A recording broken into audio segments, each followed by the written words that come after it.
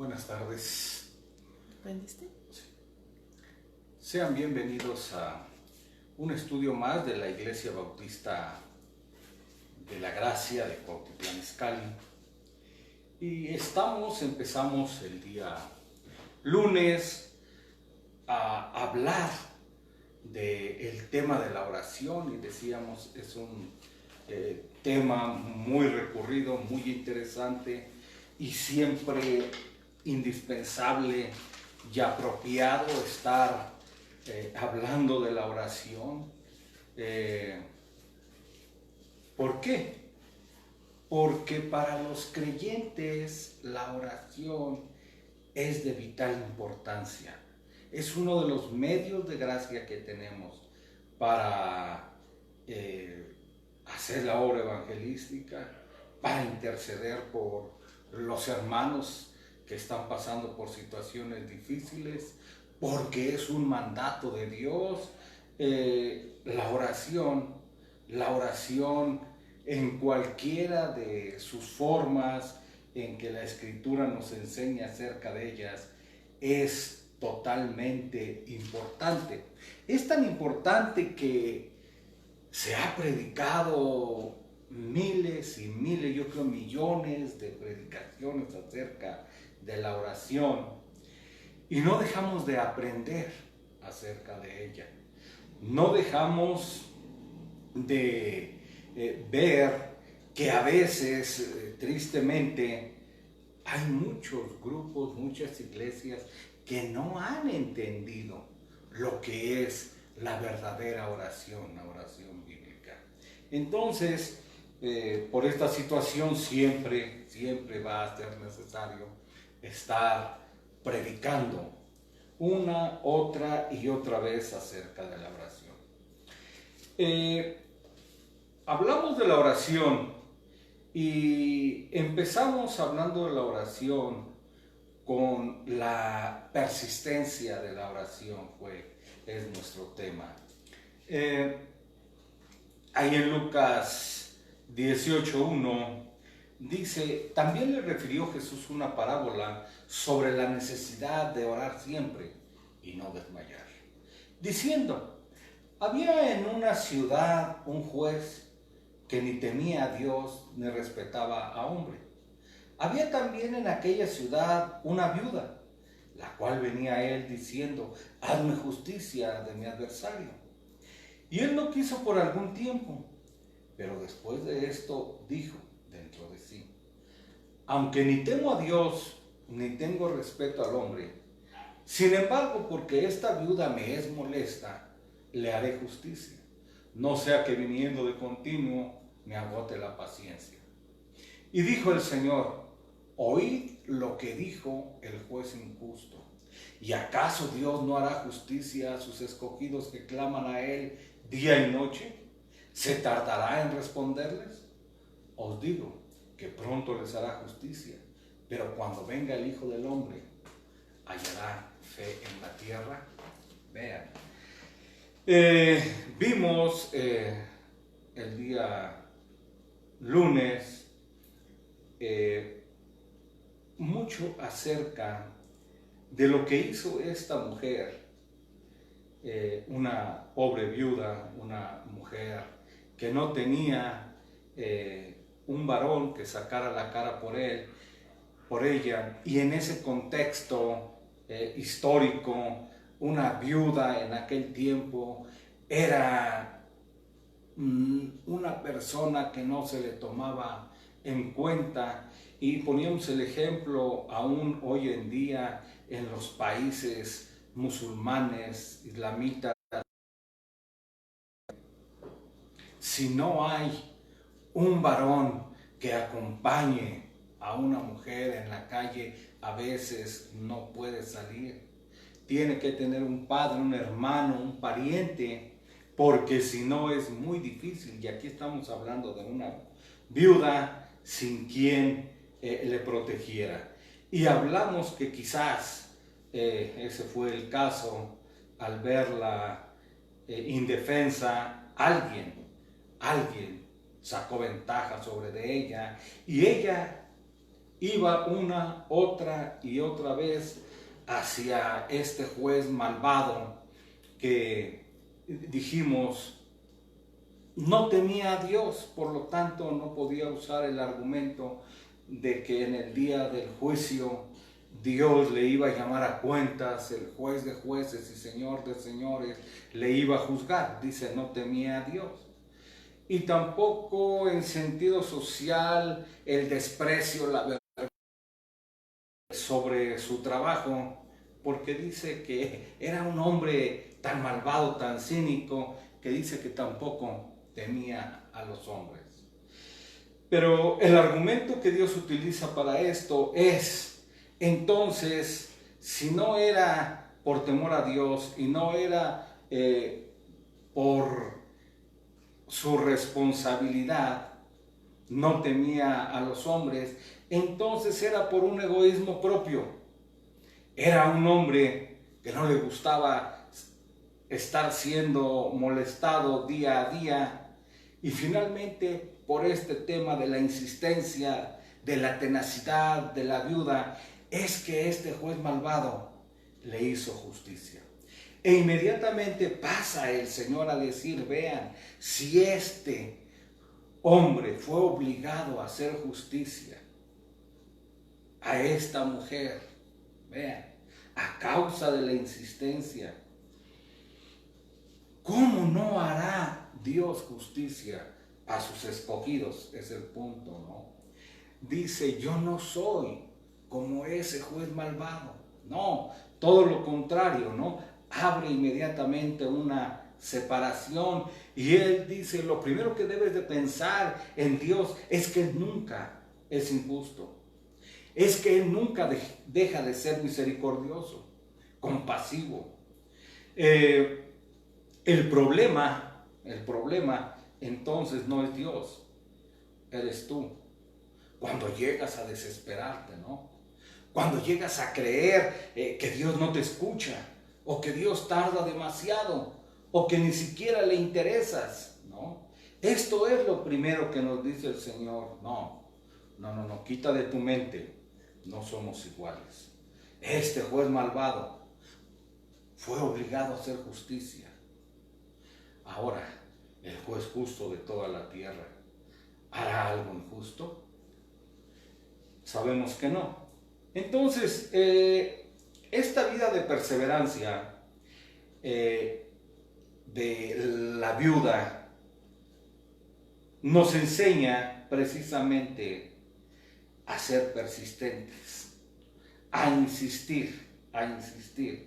Pero ahora, los creyentes, el punto es que oramos a nuestro Dios, a alguien que es justo, bueno y santo. No dará, vean, es lo que dice el Señor, no dará Dios justicia a sus elegidos que claman día y noche. Vean, es la pregunta, y por supuesto la respuesta la sabemos. Ahora, ¿qué no hará por ti un Padre amoroso? Cambia inmediatamente. Un Padre amoroso y lleno de misericordia, al cual tenemos en los cielos, ¿no te hará justicia?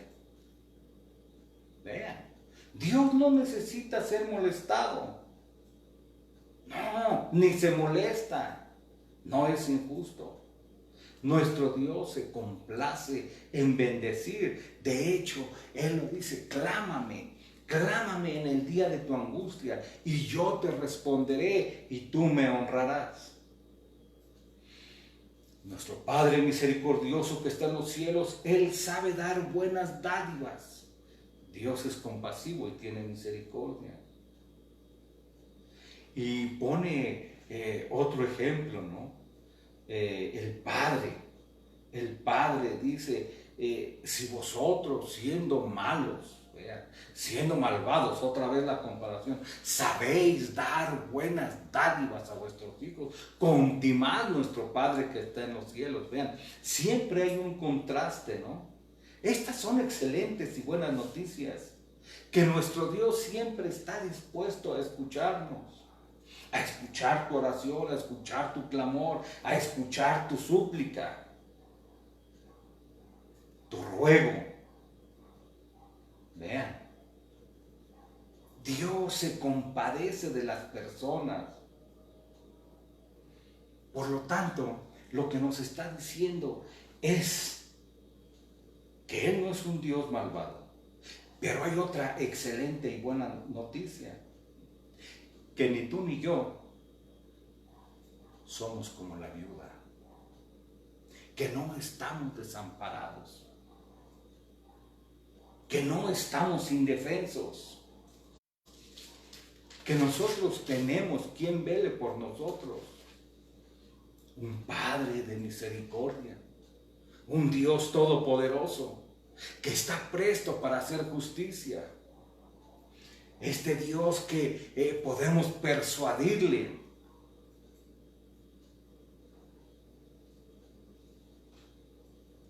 Este Dios que se compadece de tus hijos.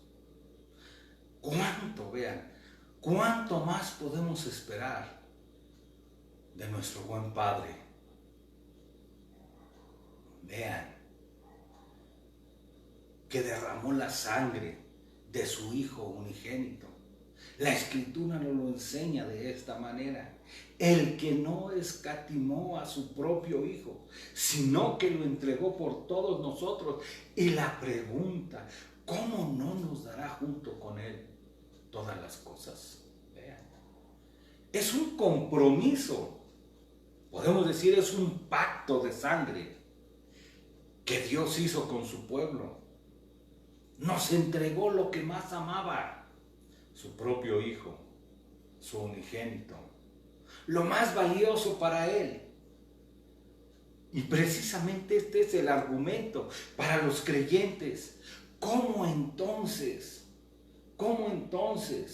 dudar de este Dios si nos dio lo más amado?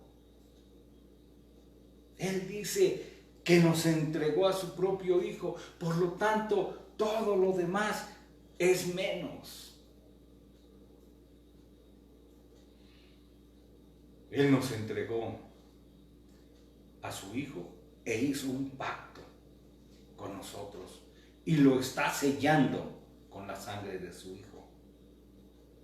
Entonces, ¿cómo es que podemos dudar en pedirle algo?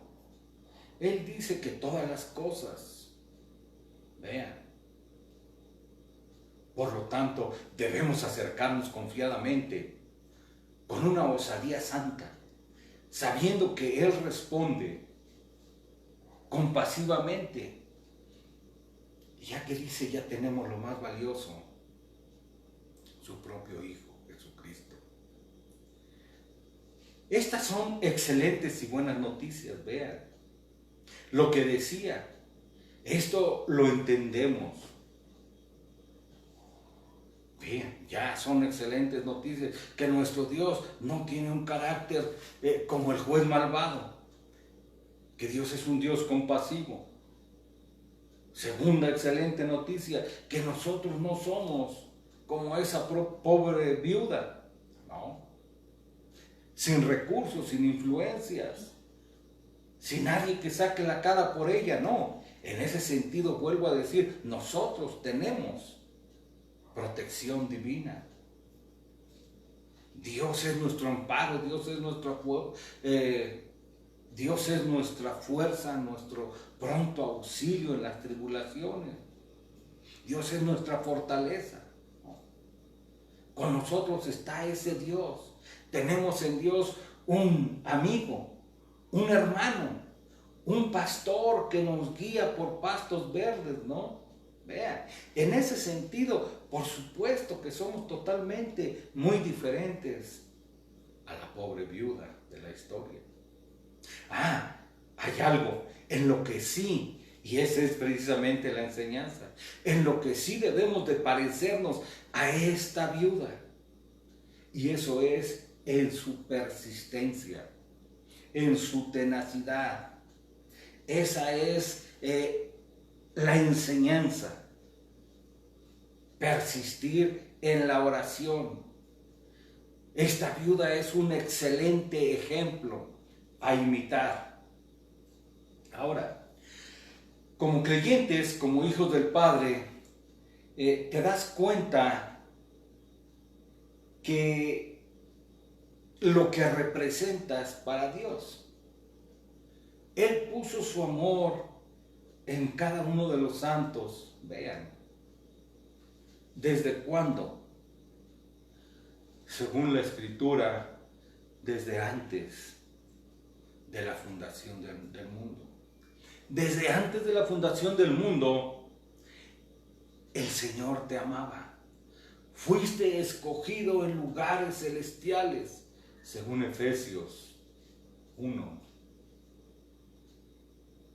Bendito sea el Dios Padre de misericordia, que nos escogió desde antes de la fundación del mundo en lugares celestiales. Es lo que dice la Escritura. Vean. Por lo tanto, fuimos escogidos.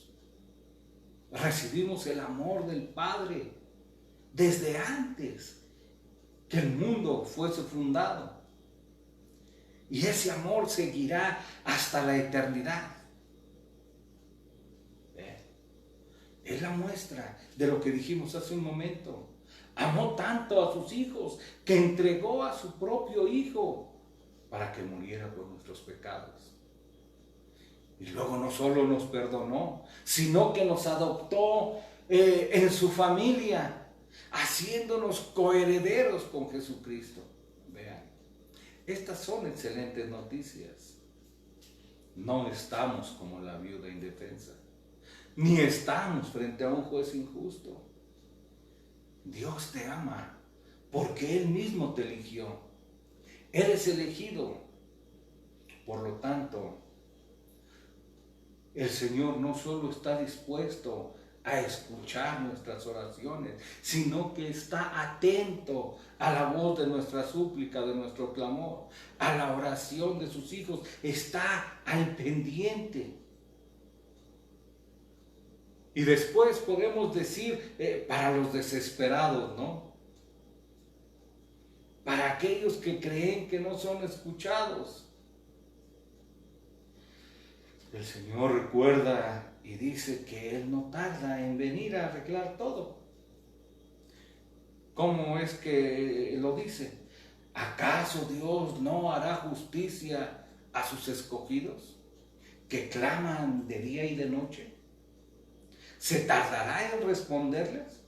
No, es la respuesta. Dice, os digo que pronto les haré justicia. Pero hace una pregunta ahora.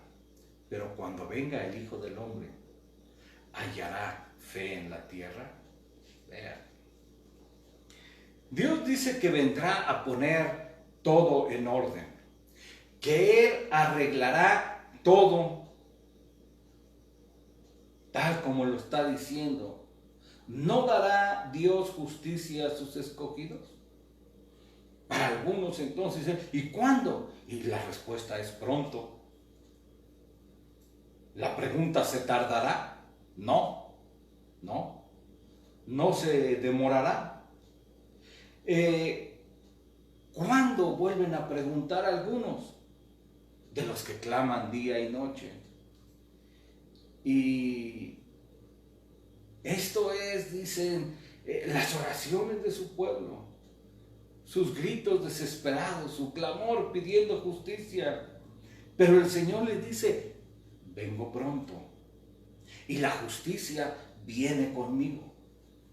Lo que el Señor está dando a entender es que ya pronto viene el día en que todas las cosas tienen que ser juzgadas, en que todos los hombres tienen que comparecer ante el tribunal de Cristo para dar cuentas de todo lo que hayan hecho por medio del cuerpo, sea bueno o sea malo. Y en ese día todos los creyentes, vean, cada lágrima de los creyentes, sus clamores, sus afrentas, sus sufrimientos, serán recompensados. Su clamor oído, su llanto secado, y serán reivindicados. Vean, esto es lo que el Señor dice.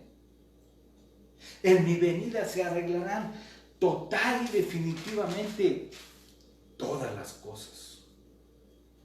Vean, todas y cada una de las cosas de una forma definitiva. Podemos decir todas las cosas por las cuales los creyentes han estado orando. Y este es un gran tema. ¿Qué es lo que pedimos? ¿Qué es lo que debemos de pedir como creyentes? En uno de los principios bíblicos es buscar primeramente el reino de Dios y su justicia, y todo lo demás será añadido. Los creyentes que han estado orando, pidiendo justicia día y noche, no, Señor, que tu nombre sea engrandecido, que tú seas conocido, salva a muchos para tu propia gloria. ¿De qué forma y qué es lo que has estado pidiendo? Por supuesto que algunas personas piensan que la venida del Señor tarda mucho, ¿no? Bueno, muchos lo han pensado hace ya mucho tiempo. Y muchos están preocupados por la venida del Señor. Si ya serán los últimos tiempos. Si el mundo, ¿cuándo va a ver? No te preocupes. Si el mundo no se acaba, ten la seguridad de que tú y yo nos vamos a acabar. Entonces, que ese no sea uno de tus problemas. No. No te preocupes, no te afanes por cuándo. Preocúpate por estar a cuentas para cuando tú y yo seamos llamados. La respuesta es precisamente esta que da nuestro Señor. Que nuestros pensamientos no son sus pensamientos, ni nuestros caminos sus caminos. Vean, vivo yo, dice Jehová, como son más altos los cielos y la tierra, así son mis caminos más altos que vuestros caminos, y mis pensamientos más que vuestros pensamientos. Y esto nos lleva a ver entonces a nosotros que no podemos juzgar ni medir como lo hace el Señor. Que estamos muy lejos de entender o comprender las cosas de Dios. Por lo tanto, no debemos de medir o de juzgar los tiempos de Dios. Debemos también de recordar que para el Señor, vean, un día son como 1000 años. Y 1000 años como un día. Dios es eterno. Nosotros solo somos como un pensamiento. Somos finitos, somos frágiles. Pero no obstante, Él asegura que todo lo que nosotros le pidamos en su nombre y de acuerdo a su voluntad nos será hecho. Él lo cumplirá. Y si no es en esta vida, en el día final, dará totalmente respuesta a todos tus clamores, a todas tus peticiones, a cada una de las demandas. Vean, todas tendrán respuesta. Todas las cosas que en esta vida no se corrigieron. Y el Señor las conoce, por supuesto. En ese día todas y cada una serán satisfechas. Tendrán respuesta. Pero recuerda, el Señor tiene sus propios tiempos. Quizás no sea necesario esperar hasta ese día, pero el tiempo es del Señor. Dios tiene su propio horario. El Señor no tarda, es lo que nos dice la Escritura. El Señor no tarda, siempre llega a tiempo. Vean, eso es lo que podemos tener en mente nosotros, ¿no? Podemos citar a algunas historias de la Escritura. ¿Se acuerdan de la muerte de Lázaro? ¿Se acuerdan de sus hermanas lo que le dijeron? Señor, si tú hubieses estado. Vean, los pensamientos de Dios no son nuestros pensamientos. A veces el Señor tarda también para enseñarnos a nosotros mismos algo y para que su nombre sea glorificado. A los ojos de María y Marta, todo estaba perdido, todo se había acabado, pero vean, el Señor está dando respuesta a su tiempo. El Señor nunca, escucha, el Señor nunca llega tarde. El Señor siempre llega al momento exacto. Ninguna oración quedará sin respuesta. Ninguna lágrima de los creyentes, porque aún la Escritura dice que todas y cada una de las lágrimas de los creyentes están en su redoma. Y para el Señor nunca nada ha representado algún problema. No, algunos llegan a pensar que a lo mejor Dios no puede o está viendo qué salida dar a tu problema. No, para Dios nada representa un problema. Podemos y debemos siempre tener en mente y recordar que para lo que el hombre es imposible, para Dios todo es posible. Y esto nos lleva a la frase final. Sin embargo, cuando venga el Hijo del Hombre para arreglar todo, para poner todo asunto en regla, ¿encontrará fe en la tierra? Lo que encontramos es que el Señor nos dice que Él ha estado arreglando todo.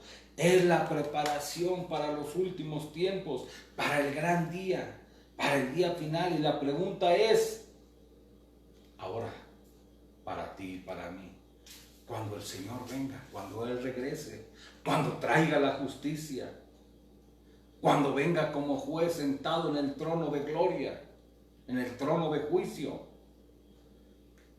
te encontrará orando y confiado. Cuando venga y descienda en las nubes rodeado con sus santos ángeles,